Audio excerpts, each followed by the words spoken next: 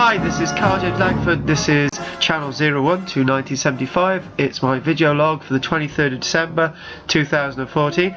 1.5 days till Christmas Day. Yippee! So it's getting there. And, well, depending on when you watch this, it might be hours before Christmas Day. I get asked why I do these video logs, blogs every single day, and sometimes I can't really give an answer. And other days I get people saying they couldn't do it every single day, and that's from people in the industry of acting, you know. And actually, to be honest with you, I'm pleased that I've done them a good chunk of the year, at least 2/3 of the year. And I've had my followers and supporters, and obviously criticism, but it's been mainly positive. And its main reason for my video diaries is to keep me in contact with friends and family, instead of spending hours on social media and social networking. And it's got me the old acting job as well, amazingly enough, from people hear me whittering on about things. The past few days, it's been all about the Romans in Vela Glamorgan, and this guy on the front of the book, this black Roman legionary, okay? And there were many of them around serving in Roman Britain.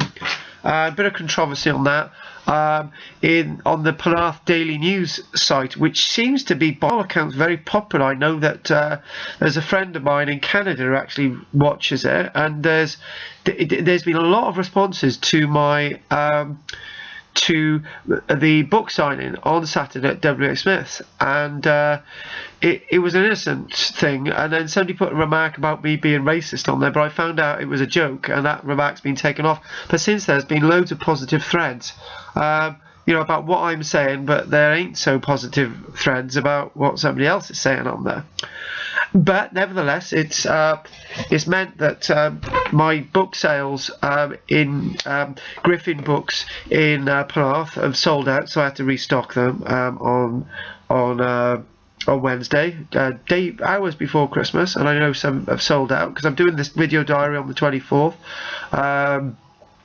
And the other thing as well is I just wanted to examine today what's been going on the 23rd, which is the Tuesday, and there's a couple of things I want to give as words of wisdom.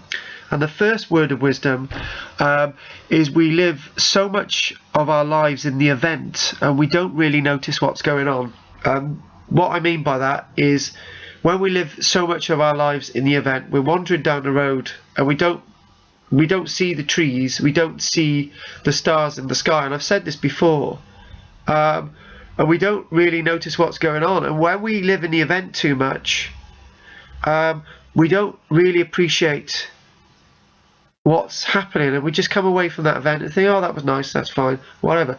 So many people are going to be living the event on Christmas Day, and it's unfortunately that they're going to be living the event on Christmas Day and not really noticing it, and they'll be glad to get it over and done with. And what I'm trying to say, instead of going around filming everything as I used to do, photographing everything as I used to do, and missing really what's going on, don't take the photographs. Just give your children a hug, okay? Give that relation a kiss on the cheek. Give that person that you haven't seen for ages a hug. Notice them in the street as I have done today, and speak and say hello. You don't need to take photographs all the time. It's gone nuts. In 20 years' time, all those photographs you'll have taken on your phone will be gone. They will be gone forever. And that Christmas that you had that relative in your room who is no longer with you in 20 years' time, you won't have a photograph because you haven't printed out. And secondly, you won't remember the moment because you're relying upon that photograph to remember the moment for you. So for God's sake, on Christmas Day, do something different. When you're cooking your dinner, notice more than cooking the dinner. When you're sat around the table, be more aware. Instead of being competitive and taking photographs, just sort of taking a moment, being quiet. It's so difficult for me to say that, but okay, I've been invited over to my parents on Christmas Day, and there'll be a couple of other relatives there, and I'll just be chilling. That's what I'll do. And I won't be taking photographs because I don't need to, because I want to remember these things. And when I've got my children on Boxing Day, I'm going to challenge myself. Maybe this year I don't take photographs of them opening their presents. I just like enjoy it, and that's what I need to do. As hard as it is to say that, we've all got things that we want to remember, and this time next year things are going to be very different for me, as they have been this year, and they're going to even be more different. So I'd like to remember the stuff in my head, and I just wanted to put that across. And it's upsetting saying all this, because I've lived so much of my life in photographs and missing things that I just want to notice things more. So it's more about me. These video logs are about me, communication, and keeping in touch with you, and getting comments and so on. And okay, what I want to do now, today, Tuesday, I'll be doing a bit of Christmas shopping for my son. Be getting him trousers and an army top type thing, not the camouflage stuff, the olive stuff. And I did a bit of shopping in Iceland. Iceland, oh my god, the staff in Iceland are so rude in Barry.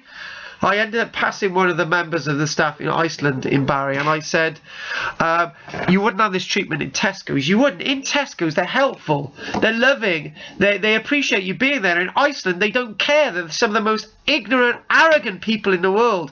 So do you know what? I'm going to start shopping in Tesco's now, because Tesco's staff are much nicer than Iceland's. So this is not a plug for Tesco's. It's true. But anyway, there weren't many people in Iceland. No wonder they were probably shopping in Tesco's, where you get proper customer service. And I got my glasses as well, repaired. As you know, some of you broke them. They got them sent over from Germany, from Wissing. Not to boast or brag. Yes, I am. They're handmade, these. So these are my other glasses, which were similar to these. I managed to get some acting work last year on them. So this year. And it's been really good. Obviously out and about, I did some wargaming with my son in the evening on the computer. That was quite bizarre. And let's get on the comments about the book, okay? But I got to tell you this. This is going to be quite hilarious for some of you. On Monday, I forgot to say this, I was out in a field with my son, and we were doing a BB gun thing, and we were in an area, a bit of a waste ground, which I think's been used as a bit of an knacker's yard. I mean, there's loads of bones everywhere, and we were setting up the site and so on, and I said to my son, oh god, I can't handle these bones, I hate seeing bones, I hate them. And he said, you're an archaeologist. And I said, yeah, but I still hated bones when I was actively excavating as an archaeologist. I always got somebody else to do the bone stuff. And he said, that's ridiculous, that's what archaeologists do, isn't it, bones? And I said, oh, I get somebody else to do it, because I was usually the boss excavating. And I said also that some nurses go into being nurses and they don't like the sign of blood. There are weird numbers of us out there, you know. I don't know, I'm weird. So I thought I'd share that with you. Right, these comments on this site, okay, it's called it's on the website called penarthnews.wordpress.com. That's penarthnews.wordpress.com, and you can come across it on the internet. It's marked as Penarth Daily News, and the article was put up there on Saturday. Some really nice photographs of me. And there's been loads of comments, and I mentioned what some of the comments have been around. Somebody been doing a bit of leg pulling about the African being on my book, but what it is, some people have been saying it's ironic because there's so much xenophobia out there that they're pleased that my book's out there. And all I'm trying to say in the book, really, in 2 sentences, other than this guy being on the front of the book, is that this is a cosmopolitan Britain, and it's been a cosmopolitan Britain for several thousands of years. 2 sentences. And one person put this very interesting comment on this log of information. There's loads of stuff on here now. Read it. It goes, this is a Lindsay Doyle. I don't know if it's a male or a female Lindsay, but it's Lindsay Doyle. They go and say, I remember some years ago when the white supremacist Craig Cobb underwent a DNA test which revealed that he had black ancestors. His worldview was destroyed in a moment, and the expression on his face, a mixture of shock, disbelief and confusion, they attempted to cover up with a weak smile, told a story. When we separate ourselves from the rest of the human race, we cut off part of ourselves. And I think maybe what Lindsay's trying to say there is that if we ignore the lessons of the past, we're doomed to repeat them. And if we ignore our past, that we're a cosmopolitan Britain, this is where we get all the racism from. And Lindsay goes on to say the following: if you see a 4-year-old child studying intently another human being, you will not see criticism. Children are not naturally judgmental of others, but learn to discriminate. And they learn to discriminate later on in life because of their adults around them. Okay? Now, this is me now, not what Lindsay's saying. When I was a child, there was a lot of discrimination. And you know, it rubs off on you. But some things didn't rub off on me. I've got a really good coloured friend called Bev. She's a Barry lady, and she's from Jamaica, and she's married to a Caucasian, and love her to bits. Okay, I worked with a really talented Asian director this year, and I never saw a race. Okay, I always saw her, because she was brilliant. Natasha, absolutely brilliant. And I've got some black actors that I've worked with this year, and they're really great people. It's almost as if they try a little bit more. So I thought I'd share that with you. Anyway, Lindsay goes on to say, there is not a single person living in Britain today who is not a mix of different genes from multi-origins. This genetic melting pot is not recent. It started thousands of years ago, after the last ice age, when these islands were first permanently settled. Each wave of newcomers brought something new to the mix. They brought diversity into the gene pool, and they brought tools and basic technology, music and crafts, song and dance, knowledge and mythology, language and poetry. So I think that's a really good assessment of everything that I try and say. Lindsay goes on to say as well, there is nothing pure about the British people or British culture. Everyone we know has a blend of blood from a broad palette of races and cultures. It could be argued that we enjoy our status as one of the world's most prominent nations because of the diversity of our origins. The same has been said of the United States. And finally, for those that get hold of my book, which is available, it's sold out in Barrow WH Smith's, but it'll be restocking soon. Still 1 or 2 copies available in Bridgend shops. I think only 1 there now. But in Penarth, they still got stocks in Griffin Books in Penarth, and they've got them in stock in WH Smith's in Penarth as well.